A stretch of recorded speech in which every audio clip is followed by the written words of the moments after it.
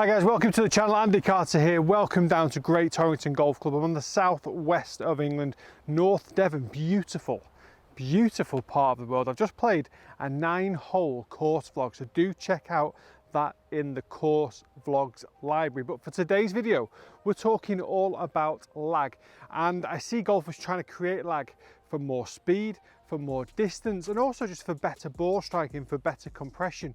But you need to know how to do it, because two of the main issues that I see is an incorrect use of the wrists, which generally opens the club face, and also an incorrect use of the arms, which makes the golf swing really narrow, and actually, oddly enough, makes you cast it more than what you're probably trying not to do. So one of the things that you're trying to stop is the cast. That's why you're kind of trying to create lag, and bringing it in closer generally makes you then have to cast it to reach the golf ball. So one of the things we're going to be trying to talk about today is the width of the golf swing on the way down.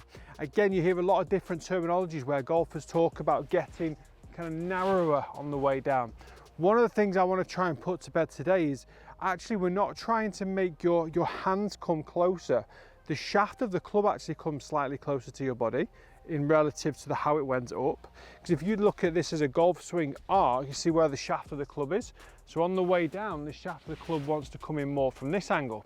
Okay, I see a lot of golfers trying to really bring it in closer, and they start to bend the lead arm. Once they bend the lead arm, the distance between the glove and the chest gets a lot closer to the body.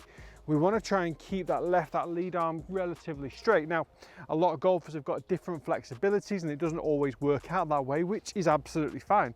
You can look at some of the best players in the world and they don't keep their arms dead straight through the golf swing. But what you do want to try and do is maintain as much width as you can kind of manage. So as you're swinging into the top of the backswing here, the two things I don't want to see is the lead arm breaking in too much because you're trying to create lag. I don't mind it breaking because it has to break, but I don't want it to break because you're trying to create lag. And then also probably the worst one I see, the most common one I see, is actually trying to break the wrist. And actually what happens is this lead wrist cups. So basically the knuckles work closer to the forearm, and in doing so, that club face becomes wide open. And again, ironically, based on the fact that you're trying to create lag for more distance and more speed, generally, you actually lose distance and speed because you've got the club face wide open. So one of the things you've got to try and be wary of is that the wrists do bend, they stay hinged, but they've got to keep this club face square. Okay, so that's one of the things I want you to look at when you're practicing this drill. I want you just to kind of pull the arms down.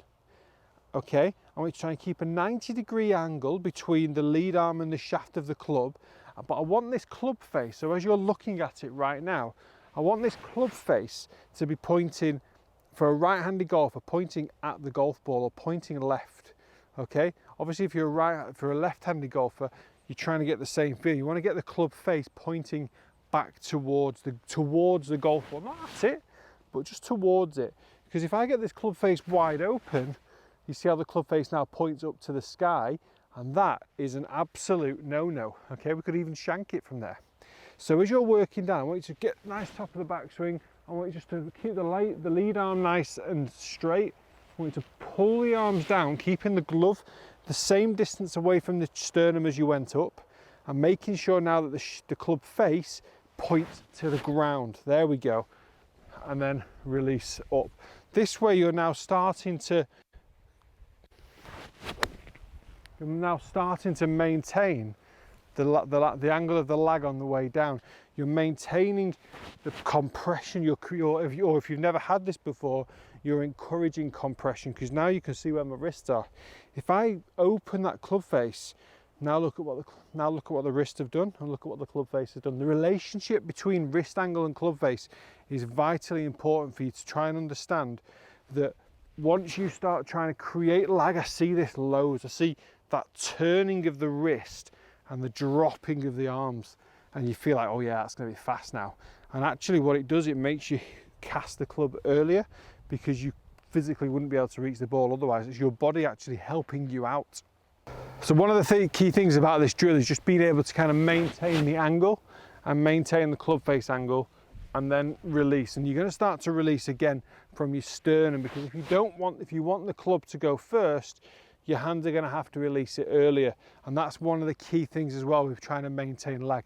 You've got to have a really good rotational movement throughout your body, making sure you get that turn early from the top of the back. So you get the arms working down, you get the club face pointing to the ball, you get the chest pointing out to the target. This way you're able to kind of keep the club face a lot quieter through the ball, and you're able to get that strike. And the strike, again, when you're compressing the ball, you'll see from the ground here, I've got a pitching wedge in my hand. I'm not taking a huge divot, it's still only coming down ever so slightly, just brushing the grass. It's not a big offensive divot.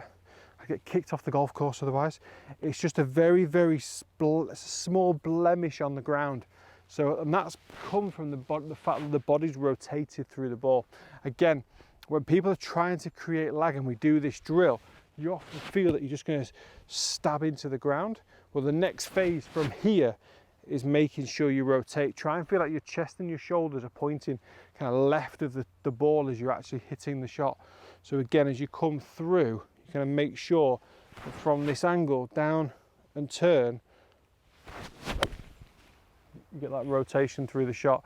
And again, you're just going to get such better connection on the ball, more consistency out the middle of the club face. It will definitely improve your ball striking. Guys, I hope this tip has helped. Very simple, very visual in how you're going to try and learn this. You could literally use anything. It doesn't even need to be a golf club. Just something that you can look at a leading edge and have a relationship between that and your wrist and understand what's open and what's closed. Something you could, honestly, you could use a wooden spoon if you wanted to. It really doesn't matter what you use as long as you're understanding the movements that you're trying to make and then the sequence in which it happens. Guys, thanks for watching. Please do hit that subscribe button. Loads more content to come here from the glorious the UK. I mean, look at this, shorts and t-shirt, unbelievable scenes. Guys, thanks for watching. See you again.